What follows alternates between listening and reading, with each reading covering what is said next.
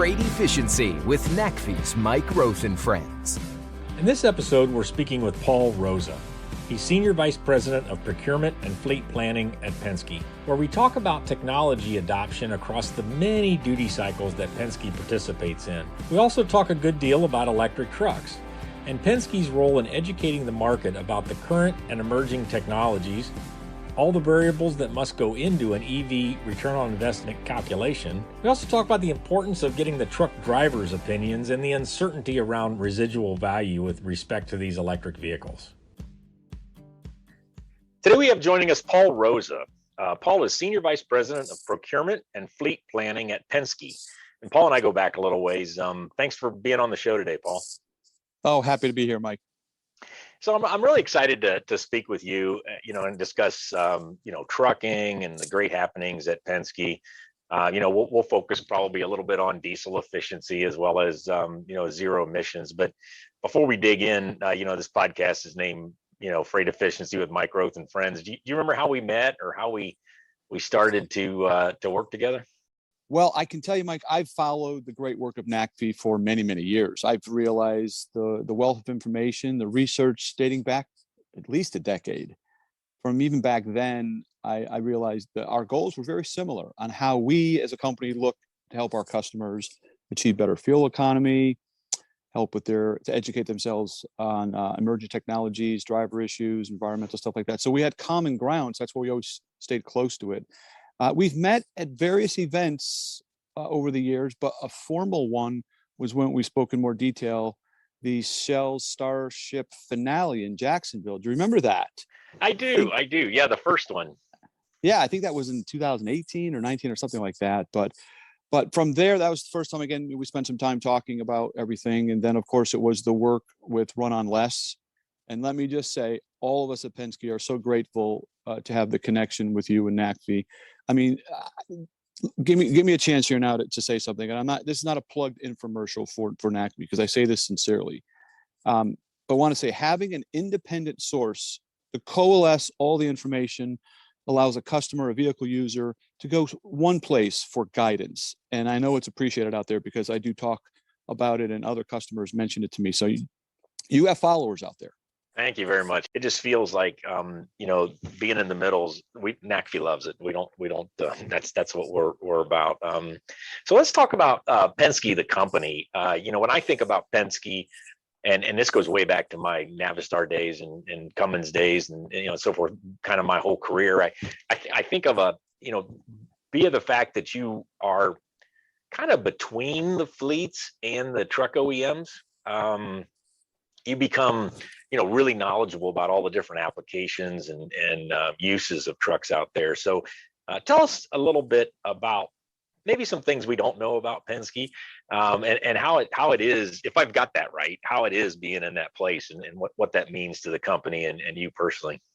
Well, I would say, given the number of customers that we serve, the size of our fleet, I'm not sure there's a duty cycle from class 3 through 8 that we don't have a number of customers in, which is why we feel it's our responsibility, almost our obligation, to understand what's going on with current technologies as well as emerging technologies, and make that information available to all of our customers, which we not only do we have a lot of different types of vehicles across all the classes, but we have a lot of different type of customers. I mean, we have a Penske logistics division with various customers, operations in a DCC.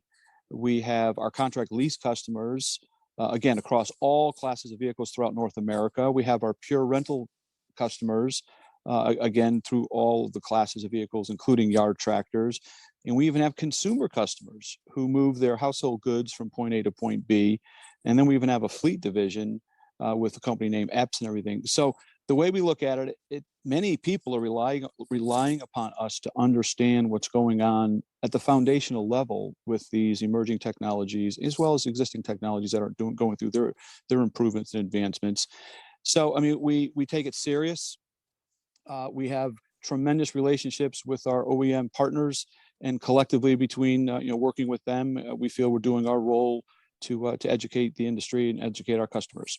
I've always been impressed in the U.S., and it kind of has what's kept me in this industry and really driven me, is that these trucks are co-developed by the truck OEMs, the fleets using them, the manufacturers, of course, and then organizations like yours. I mean, let's just call it like a leasing kind of world, and that makes for a lot better product, I think, overall, rather than the truck OEMs just being the powerful dominant. Here's what we're going to build, and here's what you're going to buy. And I think you and your organization. So kind of, how do you do it? I mean, and how do you document it? Because you're not only buying trucks that'll work for your own fleet, but buying and speccing trucks that'll help the whole industry and other individual folks. So is just a little bit about how do you do that? Well, it takes a lot of people. It takes a committed team, and we've been doing it for so long. When you think about, we've been working with all the OEMs over the years, dating back, decades and everything. So because we have such strong partnerships with the OEMs and the component suppliers, it's part of our regular interaction. We have regular check-ins multiple times a year that are already on the calendar, where one of the main staple agenda items is to talk about new technologies or advancements in current technology. Improvements is the way a transmission is going to operate or how an engine is going to perform, but also what's coming behind, after that, 6 months, 1 year, 2 years down the road. So it allows us to stay ahead of it. It allows us to prepare the knowledge transfer to customers, to the rest of the departments or the other team members at Penske, whether it's our maintenance team, our sales team, or others, whether it's system enhancements we have to do. So it's all about collaboration. I mean, I think that's what makes this industry so special, is there's tremendous collaboration that goes on between the OEMs, suppliers, and their customers. So, I mean, that's how we stay in front of it. It's not easy because there's a lot going on, but that's just one way that we try and stay in front of it. So let's talk about customers right now. Customers, that are operating, buying, lease, and operating trucks to move goods or do other things. I mean, they always want, uptime and durability is always really important. Of course, a good cost. And in the last 10 years, fuel has been, a much bigger part of the cost equation. And then drivers, right? Everybody has, sometimes challenges with satisfying drivers. So those maybe four things have always been high on the list of buyers' minds. But what else is going on, with maybe outside of those sort of obvious traditional ones? What else is, what are some things that customers are asking Penske for that is, that's neat, that the industry needs to respond to, kind of the latest things? Well, let's say what we have to say. That customers have been through a lot the last 2 years. We've all been through a lot the last 2 years. Transportation industry being an essential operation, everyone's pretty much overwhelmed. You get through the COVID topic that is still prevalent today, that's affecting everybody, and we have conversations about how they can continue, how they're continuing to use the vehicles or not use the vehicles because they have drivers or don't have drivers. You have supply chain disruption that they're asking for a lot now, which are non-traditional things to be talking about in a regular year. But our customers are looking for perspective. They're looking for guidance and recommendations on the GHG regulations that are in front of us all, the CARB rules, which are affecting more states are adopting, whether it's the ACF or the ACT rules. The TRU regulations are top of mind today. There's so much to absorb on how that affects fleet planning for our customers. So now we're getting into a lot more fleet planning discussions than what it would traditionally be, because if they sign something for 6 years, but now the ACF rule requires them to have a certain percentage of their fleet, how do they navigate that? So that's a big topic of conversations. They're also asking about, give us some clear answers on electric vehicles and other zero emission options. When is it right for me? What's the right vehicle that could work for me? They're just asking to help them understand the infrastructure process. They know that we have got many charging locations already set up and more in the works. So we have some history on how to work and navigate that whole process. So they're looking to us for some of that guidance. I tell you, Mike, they're thirsty for information on all emerging technologies. It's like the industry is doing a nice job, like NACFE and others, of educating the customers out there, the users of vehicles, as to what is out there and what they should be thinking about. But now they got to find a source to go get more educated on. So whether it's telematics, how to use the data, more fuel efficient ways to operate their fleet. These are the topics today which have been different than they were 5 years ago, even maybe 4, 5, 6 years ago. Because I think the CARB activities and GHG and now all this stuff on zero emission vehicles, it's completely turned the conversation from what it had been. Should I go with my traditional vehicle, or how many? So it's a different conversation, which I think is a good thing.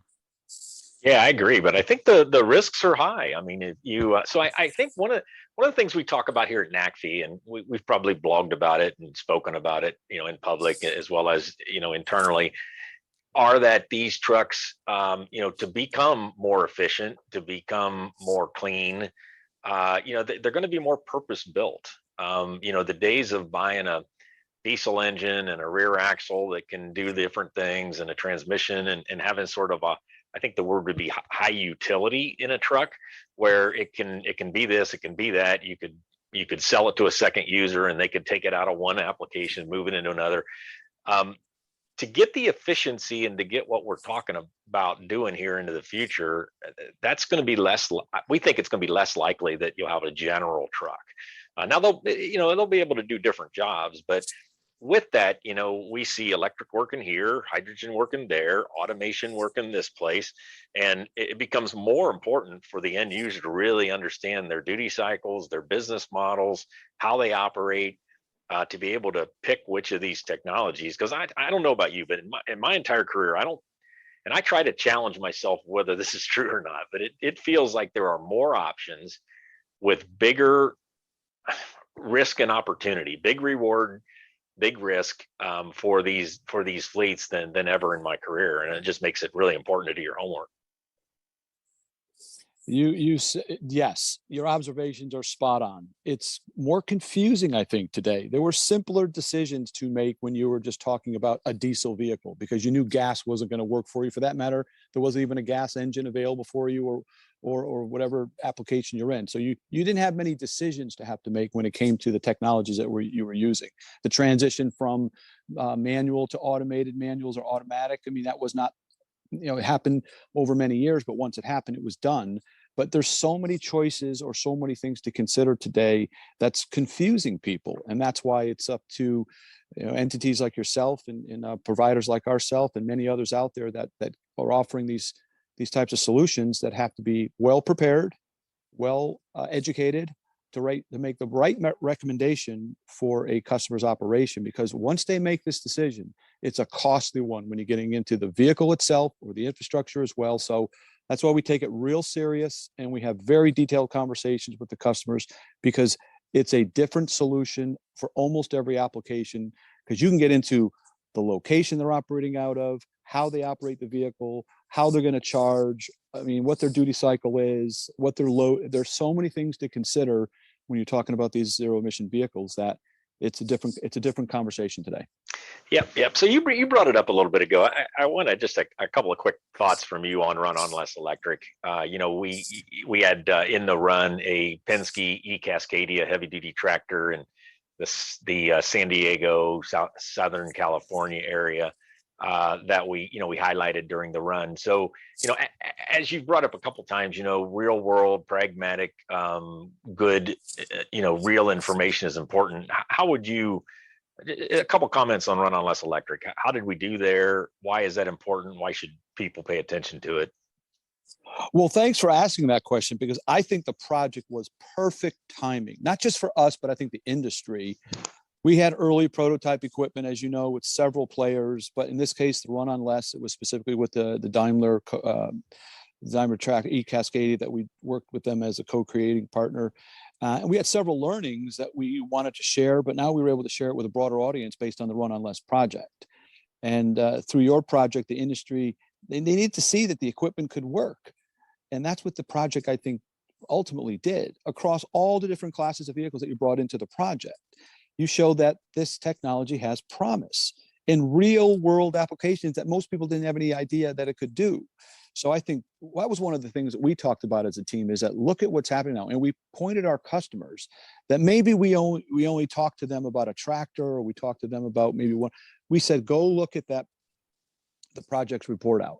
Go learn about all the different applications and all the different types of vehicles, because you have many types of vehicles, not just the one that you trialed with us. And you'll see that this does work. But now you got to figure out, how do you adapt it to your operation? So I think it was timely, given where everything is in this evolution of zero emissions.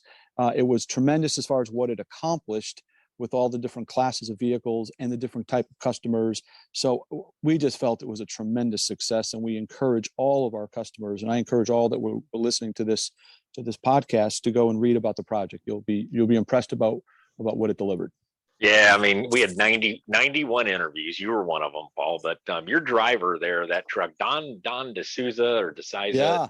Yeah. What a fact! He said something. It's in one or two of our videos. You know, he basically was talking about the truck when he first drove it, the weeks after he got experience with it, and he just got this, big old smile on his big old face, and said, I know the future of trucking. And, to me, that was sort of just encapsulated what we heard from all 13 drivers in the run, was just, more so than we thought. They love these trucks. And here's another story. Go ahead. Here's another story about that same truck and that same driver. So he's driving the vehicle, and he comes to a stop light in a downtown type area, or an city type environment, where he comes to a stoplight. And, the vehicle on the side of it says electric vehicle. And there's some bystanders on the sidewalk that said, "Is that really an electric vehicle?" And he says, "Yeah." And they said, "Well, before the light turns green, can we run out and take a picture by the side of the door?" He's like, "Yeah." So he's got his thumbs up out the window, smiling away. They snapped the picture, and that made his day. He told everyone about that. He was so proud to be part of the project, as well as part of trialing the latest technology, that he can tell his family in the future that he was part of the first evolution of the technology. Yeah, very cool. Very cool. So along those lines, I have another question for you. That when anybody looks at technologies, and then really when we even make a personal, purchase in our homes, we think about, what's this going to cost me? What are the real savings? So on an electric truck, right, you got to think about the cost of the truck, which will be higher than a diesel, most likely. You've got the infrastructure to think about. And then you look at, okay, well, what's this going to save me? So that whole total cost of ownership that we all are so dedicated to understanding and making, good in trucking. Then you've got the fuel savings versus electricity. We're going to have maintenance savings. So you get these sort of what we call hard costs. But as we've looked at electric trucks in particular, Paul, we see these what we call difficult to monetize benefits, like drivers. So like like your driver you're just talking about. I mean, he if he's satisfied, he's going to stay and be a great employee for you. And you avoid having to go find another driver. There's the quiet operation. There's the opportunity to we were talking to Home Depot the other day about how they bring flatbed tractor trailers and yard dogs through warehouses. So now we got no emissions in those warehouses. And safety, there's just a lot of these benefits that people now really accept are true benefits of these electric trucks. But how do you then go put some dollars and cents to that to help tip the decision? I mean, because I don't think I think if it's a benefit, you're going to save money somewhere in the operation. But how do you guys at Penske think about that? And what are some advice for others? This is a very important question, and it's one that is not quite figured out yet because of many of the things you just talked about. There are savings out there. Now, there are upfront costs that you need to factor in. But if you take away the upfront costs in some way, shape, or form, to say they're going to take care of themselves over time, and just look at the operation of the vehicle, you can find some return on that investment as a vehicle operating. And I think the driver is the key piece there. Your driver turnover, the driver retirees, and then the new people coming into the driver world is what's going to be so important in the next decade. And what we find is, because we've had drivers in our logistics operation, as well as many of the lease customers that have been trialing class 3 all the way up to 8. Here's one of the key things they tell us, Mike. Do I have to turn the vehicle back in? And we say, well, yes, unfortunately, this is a prototype vehicle that we're just evaluating. So it's not a production one yet, but then they go back to their company and say, when can I get a production one? So there's excitement and there's interest, which I think is so important to keep the drivers happy. They love that.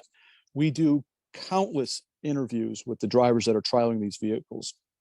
And it's a pretty long one that we say, when you want to stop? Oh, they just want to talk more about it because they're so excited about it. And when we do these interviews, the key things that come up is the power. They love the power, the cab comfort because of how quiet it is in the cab. They feel less fatigued. You mentioned a minute ago that they're not smelling diesel, whether it's in a warehouse or in the vehicle itself. It's a reduced initial walk around of the vehicle for check-in. There's so many benefits, the intangible ones for the driver. And if you can keep the driver satisfied, happy, and comfortable, you have a better chance of retaining them over a longer period of time. I think that's going to be one of the biggest takeaways. And that's one of the things that we are really, now, how do you factor that into your ROI? Well, I guess every company has their own turnover and rehiring costs that you should factor in or would be factored in at some point to say, if these now are diminished or go away, well, that's a plus to the ROI side of the equation. But this is a very difficult conversation or question to answer because there are many other variables that have to be thought through in the early phases of this technology's evolution. Yeah, and I think one of the most important pieces right now is for companies to. This is a complex ROI calculation, and we just brought up a few of them around the cost of energy over time, these benefits that I was bringing up. I mean, how do you assess an improvement in driver retention and attraction and put money to that? I mean, these are tough calculations, and I do think every fleet needs to recognize that, and the truck OEMs and major suppliers and others need to approach that. And we're going to be working in 2022 on some more total cost of ownership tools to help here because it's a big challenge, but I think it's important because if you miss these opportunities and those flow through to indirect cost savings, overhead savings, just things like we had a company the other day talking to us about how they believe they can but they can lower their costs around hazardous waste removal and the people that work on compliance because there will just be less oils and fuels and all that. Now, right now, nobody's thinking about that, right? Because we're talking about 2 or 3 or 10 electric trucks at a depot instead of all 50 or 100. But those are important to think about going forward. And of course, you also have to look at all the cost side of things. Where are some things that might pop up that be risks? But I don't know. I've never seen something. Well, first of all, I try never to say, I'm convinced or certain of something, but I am very certain about the how drivers will appreciate these electric trucks and how we'll be able to attract a lot more people to the profession. I agree with you there. Now, one of the variables that I don't believe are being talked about enough is the initial vehicles that are coming out and what their residual value will be 3, 5, 6 years down the road. Mm-hmm. No one's talking about that, and you can't look at an internal combustion engine vehicle at 5 years old that would have 500,000 miles on it if you're talking about a tractor, or 200,000 miles on it if you're talking about a medium duty size vehicle, or even 100,000 miles if you're talking about a gas van. And you say, okay, will an electric vehicle that has limited range, a large battery, that in 3, 4, 5 years will have a different battery solution? You probably can't get a replacement battery for the first generation vehicle, because why would somebody put in a bigger, heavier, less dense? I mean, it just doesn't make. So what is the residual value going to be? And that's why I said that's one of the unknowns, that when you inject that into your equation, you say, oh my gosh, I've got to depreciate this more, or I'm not going to get the return that I would have when I trade this in. It flips that ROI in the early. Now, I'm not trying to scare anyone away from going forward, but these are the realities that we have to be thinking about and talking about, and we are as well as a company. Yeah, very good. And I think, as those companies develop those financial tools for these decisions, you don't have to have, part of this, our thinking is that find all of those cost and benefit elements, get that into the financial model. There are going to be some where you look at it and go, today we have no idea if this is a benefit, a cost, or how much, but just put it in there, right? And then plug in some number, but over time we'll learn and we'll become more confident. I mean, maintenance is the biggest example of that, right? We really don't know, but we'll know more with all of the trucks as we get going. So just on electric trucks, what are a couple of things that from your chair you think some of the listeners ought to go do some real action on? What are some of the things right now here in 2022 that we need to be working on to look back at this year and said, hey, we really worked on the right things to help electric truck scale? Well, the guidance that I give to all the customers that I talk to, all of our customers that I talk to, is you need to learn. You need to understand, you need to educate yourself, have the knowledge, and develop a plan for your fleet, for your business that matches your sustainability goals. And it's got to be a plan not only for the vehicle, but also for the infrastructure, because they have to go hand in hand. Thanks a lot, Paul. Appreciate your time together. I mean, this was really good. My absolute pleasure, Mike. Best of luck to you. Take care. Freight Efficiency with NACFE's Mike Rosa and Friends.